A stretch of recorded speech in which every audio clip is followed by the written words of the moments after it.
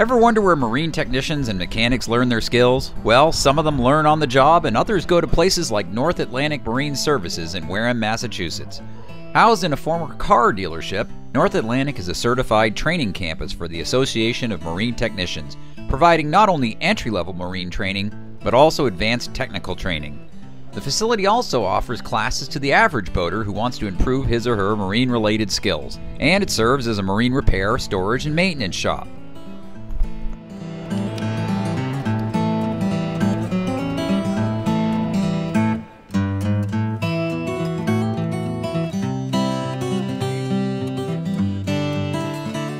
Among the many types of technical training conducted at North Atlantic is engine inspection, with an eye towards making sure that the engine meets Coast Guard safety standards. When we stopped by in late March, co-owner Steve Lawrence had finished conducting a class on fuel system inspection and had a very interesting engine on hand exhibiting a variety of Coast Guard violations that might not be obvious to the untrained eye.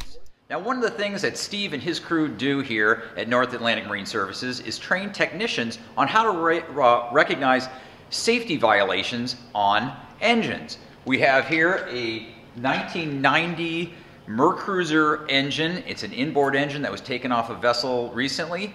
Now, Steve, there's a number of fuel system violations on this particular engine. Why don't you walk us through what those are? First thing is a fuel line.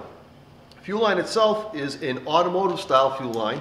It actually has a bunch of specifications as well as numbers and manufacturers on it. And what happens is that this fuel line is an automotive style fuel line. It should be a A1-15 fuel line, which is a Coast Guard compliant fuel line. It does not. It does not meet that requirement. The A15 or A1-15, Tom, is a fuel line that actually can be put flame and a heat source to it and does not burn through in 3 minutes or less. Mm-hmm. Now, so you're saying an automotive type hose doesn't have that capability. That is correct. Mm-hmm. That is correct. So somebody just basically went down to the automotive supply store, said, "Hey, I can get this hose for a good deal cheaper," but hey, you know, thinking that it'd be okay, but it's not. It is not. Absolutely. When we see it all the time, people cutting corners. Thinking that they're saving money and basically putting themselves in jeopardy, and everybody on the boat in jeopardy as well. There's a reason they have these regulations. Absolutely correct. Mm-hmm. Correct. So moving on to the fuel pump, what have we got here? Basically, what we're looking at here, Tom, is another non-Coast Guard compliant fact. We actually have a piece of fuel line which has been cut, and the fuel line put on top of it with a clamp. Mm-hmm. This has to be done with a bar. Okay, mm-hmm. This right here can basically wiggle itself off. Yeah, even if you have this hose clamp, it's not absolutely safe. It's not good enough. It is not compliant doing that. So that's really our second issue that we're having right now. Mm-hmm.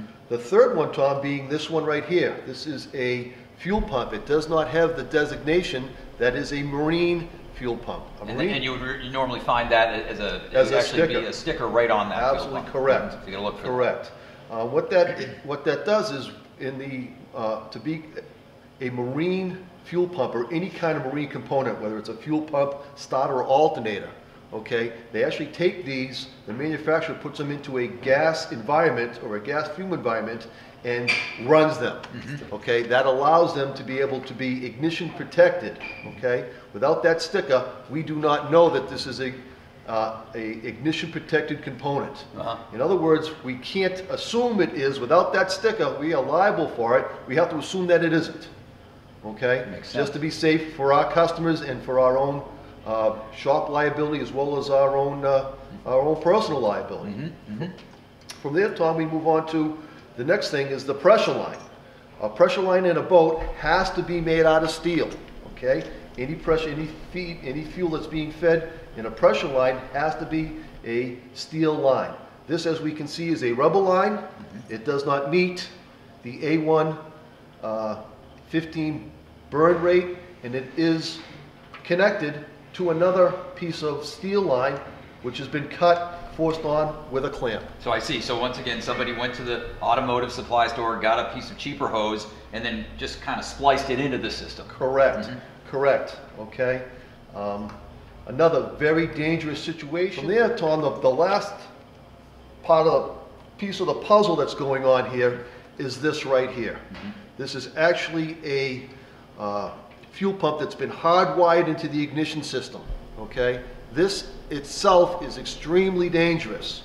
What happens in this scenario, and we'll just stay with this for a quick second, is that the line is chafed through, the customer sees that there's a fire on the back side of the boat, he jumps overboard, he or she jumps overboard, leaving the ignition system, ignition turned on, the fuel pump is running, okay?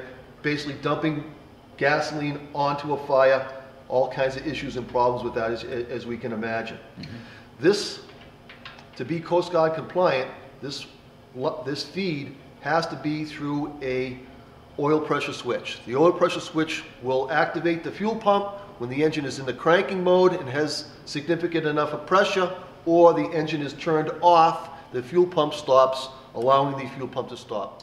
Well, Steve, thanks a lot for walking us through this engine and showing us 4 very important, but maybe not so obvious, safety violations. We'll be back to check in with Steve and his crew here at North Atlantic Marine Services in Wareham. They're going to show us more about how to keep your boat safe and also what to look for in terms of Coast Guard compliancy. I'm Tom Richardson for Boating Local. Thanks for watching.